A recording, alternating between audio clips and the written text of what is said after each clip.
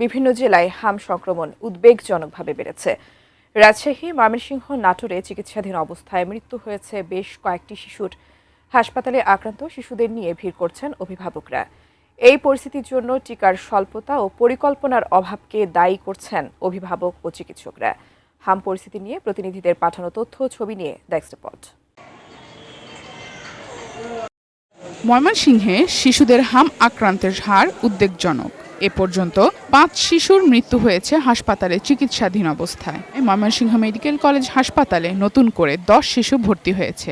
এ নিয়ে হাসপাতালটিতে মোট ১২২ জন হাম আক্রান্ত শিশু চিকিৎসা নিচ্ছে। দ্বিতীয় দিন যে হাম বেরোইছে, বেরোইলে পরে আবার খিঁচুনি আছে, খিঁচুনি আছে, খিঁচুনি কমতেছে না। স্যালাইন চলতেছে, মাত্র 4টা স্যালাইন চলছে, 5টা স্যালাইন চলতেছে। কালকে ভর্তি হয়েছে, এখনো ডাক্তার পাই নাই। রাজশাহী মেডিকেল কলেজ হাসপাতালেও হামের উপসর্গ নিয়ে শিশু ভর্তির সংখ্যা বাড়ছে। গত ২৪ ঘন্টায় ৪১ শিশুর হাম পজিটিভ পাওয়া গেছে। গত জানুয়ারি থেকে মার্চ পর্যন্ত রাজশাহী মেডিকেল কলেজ হাসপাতালে হামের উপসর্গ নিয়ে ভর্তি হয়েছে ২৮০ জন। চাঁপাইনবাবগঞ্জ জেলা হাসপাতালের বিশেষ আইসোলেশন ওয়ার্ডে চিকিৎসাধীন রয়েছে ৭৭ শিশু।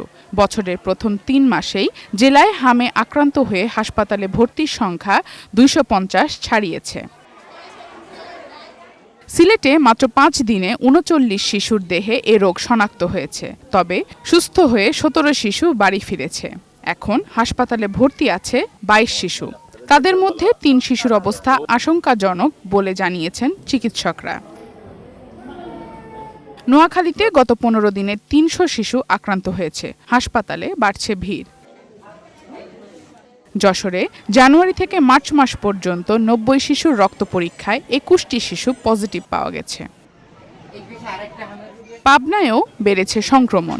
জেলা হাসপাতালে খোলা হয়েছে আইসোলেশন কর্নার। তবে আক্রান্তের সংখ্যা বেড়ে যাওয়ায় সরকারি হাসপাতালে বেড মিলছে না বলে জানিয়েছেন ভুক্তভোগীরা।